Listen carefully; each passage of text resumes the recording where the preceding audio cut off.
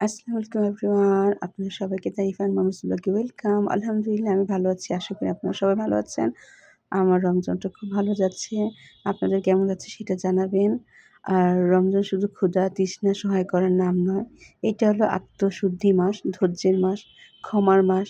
এ মাসে আমরা অনেক কিছু শিখতে পারি। যেমন কিভাবে নিজেকে সংযত রাখতে হয়, কিভাবে গরিব দুঃখীর কষ্ট বুঝতে হয়, কিভাবে আল্লাহর কাছে আরও বেশি করে ফিরে যেতে হয়। রোজা রাখি শুধু না খেয়ে থাকার জন্য নয়, বরং নিজের মন, চোখ, কথা ও আচরণকে পবিত্রতা রাখার জন্য। আর এই রমজানে আমরা যেন বেশি বেশি ইবাদত করি, কোরআন তিলাওয়াত করি, দোয়া আর দান সদকা নিয়েই নিজের জীবনকে বদলে ফেলতে পারি যেন ইনশাআল্লাহ।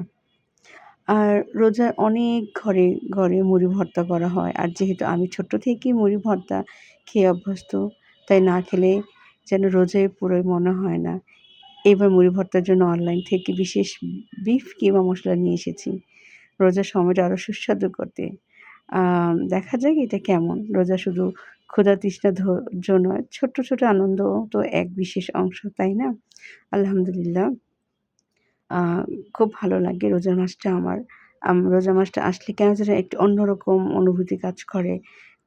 খুবই ভালো লাগে। আমি এই মাসটা টোটালি নিজেকে চেঞ্জ করে ফেলি। যতটুকু পারি আমল করার চেষ্টা করি। ছোট ছোট আমলগুলো করি, দান সদকা করি, আ স কোরআন পড়ি, নিজেকে সবসময় ব্যস্ত রাখি এগুলোর মাঝে। আর রোজার মাসে তাই আমি দেখছেন বেশি একটু ভিডিও দিতে পারছি না। যতটুকু এই যে টুকিটাকি একটু যা করেছি এগুলোই। মাশাআল্লাহ, স্মেল অনেক নাইস, অনেক নাইস, অনেক।